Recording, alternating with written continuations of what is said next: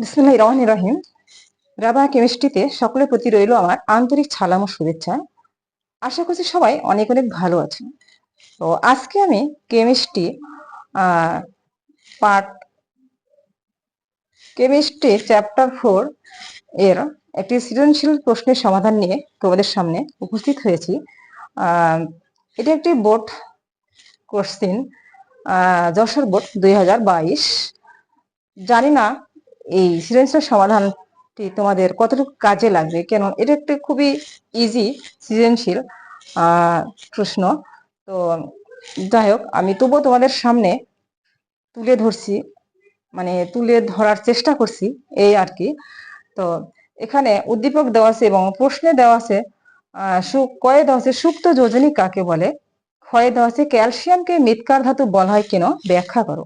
গয়ে বলা হয়েছে ওয়াই পর্যায়ের মৌলগুলোর পারমাণবিক আকারের ক্রম ব্যাখ্যা করো। ঘয়ে বলা হয়েছে কি গ্রুপের মৌলগুলোর আয়নীকরণ শক্তির ক্রম বিশ্লেষণ করো। তো প্রথমেই আসি কয়ে। সুপ্ত যোজনী কাকে বলে?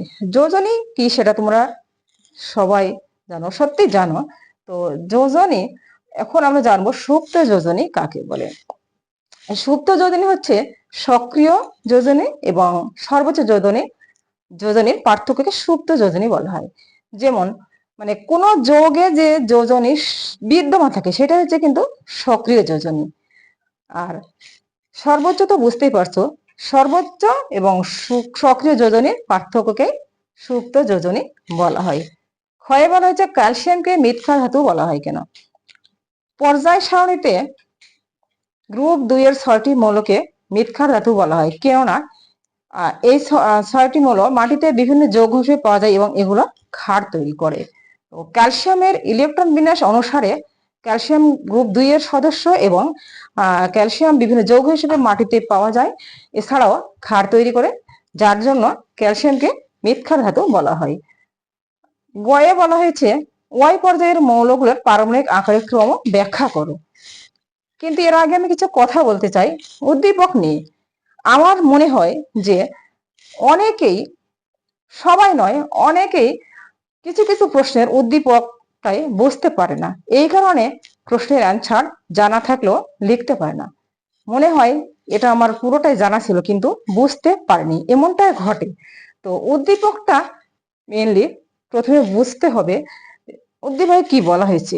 এখানে যেমন বলা হয়েছে ওয়াই পর্যায়ের মৌলগুলোর পারমাণবিক আকারের ক্রম। তো এই মৌলগুলো আমরা, এটাতে হয়তো এরকম কাজে লাগবে না, তবু আমি এটা বলতে চাচ্ছি যে আমরা এখানে মৌলগুলো কোনটা কোন মৌল কিভাবে বের করব। যেমন এখানে সোডিয়াম, সোডিয়াম আমার জানা আছে, সোডিয়াম ইলেকট্রন কত আমরা সবাই জানি, সোডিয়াম 11, ইলেকট্রন সংখ্যা 11। তাহলে যদি আমি পর্যায়ের বাম থেকে ড্যানের মৌলগুলো জানতে চাই, তাহলে বাম থেকে ড্যানে পারমাণবিক সংখ্যা বৃদ্ধি পায়। তাহলে সোডিয়াম যদি 11 হয়, তারপরে 12, 13, 14 এইভাবে যেতেই থাকবে। যদি আমি গ্রুপ উপর বা নিচের মৌলগুলো জানতে চাই, তাহলে কি হবে, তাহলে সোডিয়ামের আমরা ইলেকট্রন বিন্যাস করব। সোডিয়ামের ইলেকট্রন বিন্যাস শেষ কতদূর পর্যন্ত আসছে, যেমন সোডিয়াম কিন্তু 3s1। তাহলে এর উপরে মৌলটা জানতে চাইলে আমরা পুরো একটা শক্তি স্তর বাদ দিয়ে দেবো। তার মানে আমরা এখান থেকে 2s1 পর্যন্ত লিখব। তাহলে এই 2s1 পর্যন্ত যতটা আমরা ইলেকট্রন পাবো, সেই ইলেকট্রন সংখ্যাটাই ওই মৌল নির্দেশ করবে। যদি আমরা সোডিয়ামের নিচের মৌলটা কি সেটা জানতে চাই, তাহলে আমরা কি করব, পুরো একটা শক্তি স্তর বাদ দিয়ে দেবো। তার মানে পুরো একটা শক্তি স্তর যুক্ত করব, নিচেরটার সাথে পুরো শক্তি স্তর যুক্ত করব, উপরটার সাথে, উপরেটা জানতে চাইলে একটা শক্তি স্তর বাদ দিয়ে দিব। তো তাহলে এখানে যদি 3s1 হয়, তাহলে এখানে হবে 4s1। 4s1 এসে প্রথম থেকে যতটা আমরা ইলেকট্রন পাবো, এই ইলেকট্রন সংখ্যাই হবে ওই মৌলটি, ইলেকট্রন সংখ্যাটাই ওই মৌলটি নির্দেশ করে। তাহলে আমরা গ্রুপ বাম থেকে ড্যানে গেলে আমরা যদি একটা মৌলকে চিহ্নিত করতে পারি, পরেরটা পর্যায়ক্রমে আবার পারমাণবিক সংখ্যা অনুসারে ওই মৌলগুলো চিহ্নিত করতে পারবো। যদি আমরা ড্যান থেকে বামের মৌলগুলো জানতে চাই, তাহলে যেমন এটা সোডিয়াম, তাহলে হচ্ছে এটা পরেরটা 12 ম্যাগনেসিয়াম। যদি আমরা এদিকে আসি তাহলে এটা 12 ম্যাগনেসিয়াম, তারপরে সোডিয়াম, তা এখানে সোডিয়াম 11, তারপরে 10, 9 এভাবে চলে আসবে। এইগুলো আমরা এভাবে পারমাণবিক সংখ্যা দিয়ে মৌলগুলো বের করতে পারবো। এর জন্য আমাদেরকে অবশ্যই পারমাণবিক সংখ্যাগুলো মানে ইলেকট্রন সংখ্যাগুলো মুখস্থ রাখতে হবে, জেনে রাখতে হবে।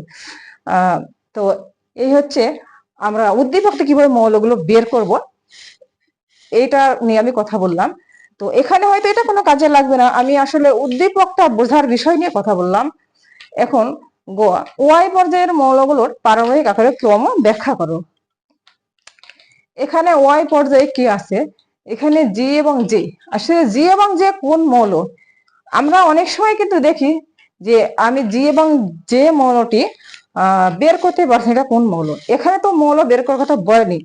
অনেকে কিন্তু মৌল বের করতে পারছি না বলে আমরা লিখতেই শুরু করি না, কিন্তু এখানে মৌল বের করার কোনো প্রশ্ন আসে না। না করলেও সমস্যা নাই, করলেও সমস্যা নাই। সেই ক্ষেত্রে যদি আমরা মৌল বের করতে নাও পারি তাহলে আমরা জি এবং জে দিয়েই প্রশ্ন উত্তর কিন্তু কমপ্লিট করতে পারবো। সব ক্ষেত্রে তো মৌল বের করার প্রয়োজন হয় না। ওয়াই পর্যায়ের মৌলগুলো, ওয়াই পর্যায়ে কি আছে, জি এবং জে। এখানে বলেছে পারমাণবিক আকারের ক্রম ব্যাখ্যা করো। পারমাণবিক আকার আমরা জানি পর্যায় সারণীতে একই পর্যায়ে বাম থেকে ডেনে গেলে পারমাণবিক সংখ্যা বৃদ্ধি পায় কিন্তু পরমাণুর আকার হ্রাস পায়। এর কারণ হচ্ছে বাম থেকে ডেনে গেলে পরমাণুর আকার হ্রাস পায়, কারণ পারমাণবিক সংখ্যা এখানে বৃদ্ধি পায়। পারমাণবিক সংখ্যা বৃদ্ধি পায়, পারমাণবিক সংখ্যা বৃদ্ধি পেলে নিউক্লিয়াসের প্রোটন সংখ্যা বৃদ্ধি পায় এবং নিউক্লিয়াসের অধিক প্রোটন এবং নিউক্লিয়াসের বাহিরের অধিক ইলেকট্রন এর মধ্যে আকর্ষণ বেশি হয়। এই আকর্ষণ ইলেকট্রনের শক্তি স্তরকে নিউক্লিয়াসের কাছাকাছি টেনে নেই, মানে এই আকর্ষণের কারণে না ইলেকট্রনের শক্তি স্তরগুলো নিউক্লিয়াসের কাছে আসে, যার কারণে পরমাণুর আকার ছোট হয়ে যায়। এটাই হচ্ছে মূল কথা। তো এখন ওয়াই পর্যায়ের মৌলগুলোর পারমাণবিক আকারের ক্রম, পারমাণবিক আকার কিভাবে ক্রম হ্রাস পায় সেটা আমরা বুঝলাম ক্রম। তাহলে সেই হিসাবে আমরা কি জানলাম, সেই হিসাবে ওয়াই পর্যায়ে প্রথমে জি মৌলটি আছে, তার মানে এটার আকার বড়। আস্তে আস্তে পারমাণবিক সংখ্যা বৃদ্ধি পাবে কিন্তু পারমাণবিক আকার হ্রাস পাবে। তারপরে জি এর পরে জে আছে, তার মানে এটার চেয়ে এটার আকার অবশ্যই ছোট হবে, মানে হ্রাস পাবে। তাহলে পারমাণবিক আকারের ক্রম আমরা কিভাবে লিখতে পারি? পারমাণবিক আকারের ক্রম, তাহলে আমরা লিখতে পারি জি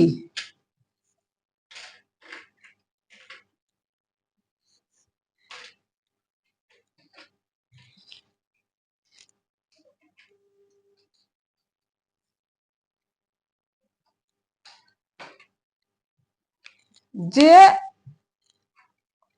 বড় হবে জে এর চেয়ে, জি বড় হবে জে এর চেয়ে, কারণ জি আগে আছে তারপরে জে আছে। এই হচ্ছে পারমাণবিক আকারের ক্রম। কেননা একই পর্যায়ে বাম থেকে ডেনে গেলে পারমাণবিক আকার হ্রাস পায় কিন্তু সংখ্যা বৃদ্ধি পায়, আর এই কারণে বাম থেকে ডেনে গেলে পরমাণু আকার ছোট হয়ে যায়। এবার হচ্ছে কিউ গ্রুপের মৌলগুলোর আয়নীকরণ শক্তির ক্রম বিশ্লেষণ করো। কিউ গ্রুপের মৌলগুলো এখানে ই জে এবং স্ট্রনশিয়াম দেওয়া আছে। তো আয়নীকরণ শক্তির ক্রম বিশ্লেষণ করো। আয়নীকরণ শক্তি আমরা জানি আয়নীকরণ শক্তি কি। আয়নীকরণ শক্তি হচ্ছে গ্যাসীয় অবস্থায় এক মোল পরমাণুতে 1 মোল ইলেকট্রন অপসারণ করে 1 মোল ধনাত্মক আয়নে পরিণত যে শক্তির প্রয়োজন সেটাকে আয়নীকরণ শক্তি বলা হয়। তো আয়নীকরণ শক্তিটা পারমাণবিক ব্যাসার্ধ বা আকারের সাথে সম্পর্কযুক্ত। আর পারমাণবিক আকার বা ব্যাসার্ধ যদি বড় হয় তাহলে বেশি হয় বা বৃদ্ধি পায় তাহলে আয়নীকরণ শক্তির মান হ্রাস পায়। পারমাণবিক আকার যদি হ্রাস পায় তাহলে আয়নীকরণ শক্তির মান বৃদ্ধি পায়। তো এখানে হচ্ছে গ্রুপ কি সবার উপরে আছে ই, তারপরে জে, তারপরে স্ট্রনশিয়াম। ই সবার উপরে, মানে এটার হচ্ছে গ্রুপ আমরা জানি একই পর্যায়ে গ্রুপ উপর থেকে যত নিচে যাওয়া যায় তত পারমাণবিক আকার বৃদ্ধি পায়। কেননা উপর থেকে যখন নিচে যাওয়া হয় তখন প্রতি ক্ষেত্রে একটি করে নতুন শক্তি স্তর যুক্ত হয়। উপর থেকে নিচে গেলেও কিন্তু এখানে পারমাণবিক সংখ্যা বৃদ্ধি পায়, ইলেকট্রন সংখ্যা বৃদ্ধি পায়, এবং নিউক্লিয়াসের প্রোটন এবং বাইরে নিউক্লিয়াসের বাইরের ইলেকট্রনের ভিতর আকর্ষণ বৃদ্ধি পায়, এবং এইগুলো পরস্পরের কাছাকাছি এসে পরমাণু আকার হ্রাস পায়। কিন্তু এখানে বৃদ্ধি পায় কিভাবে? এখানে বৃদ্ধি পায় এভাবে যে এইখানে প্রতি ক্ষেত্রে একটি করে শক্তিচর যুক্ত হয়, যার কারণে যখন গ্রুপ উপর থেকে নিচে আসি তখন পারমাণবিক আকার বৃদ্ধি পায়। তাহলে এখানে পারমাণবিক আকার বৃদ্ধি পাচ্ছে মানে আয়নীকরণ শক্তির মান কিন্তু হ্রাস পাচ্ছে। তাহলে আমরা কিভাবে এটা দেখাতে পারে? গ্রুপ কিউ এর আয়নীকরণ শক্তির ক্রমটা আমরা কিভাবে লিখতে পারি? এখানে পারমাণবিক আকার বৃদ্ধি পাচ্ছে, তার মানে আয়নীকরণ শক্তি, পারমাণবিক আকার বৃদ্ধি পাচ্ছে মানে আয়নীকরণ শক্তির মান হ্রাস পাচ্ছে। এখানে পারমাণবিক আকার স্ট্রনশিয়াম সবচেয়ে বড়, তাহলে এটা আয়নীকরণ শক্তির মান সবচেয়ে বেশি। তারপরে হচ্ছে আছে যে, তারপরে ই, এর কারণ হচ্ছে পারমাণবিক আকারের সাথে আয়নীকরণ শক্তিটা সম্পর্কযুক্ত। আয়নীকরণ শক্তি এখানে পারমাণবিক আকার বৃদ্ধি পাচ্ছে আর আয়নীকরণ শক্তির মান কমে যাচ্ছে। পারমাণবিক বৃদ্ধি পেলে আয়নীকরণ শক্তির মান কমে যাচ্ছে। তাহলে এই আকারটা, এটা সবচেয়ে নিচ আছে, এটার আকার সবচেয়ে বড়, তাই এটা হচ্ছে আকার সবচেয়ে বড়। সরি, ব্যাপারটা হয়েছে।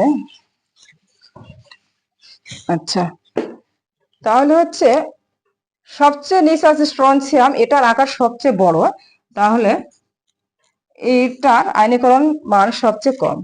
তারপরে হচ্ছে যে, তারপরে ই,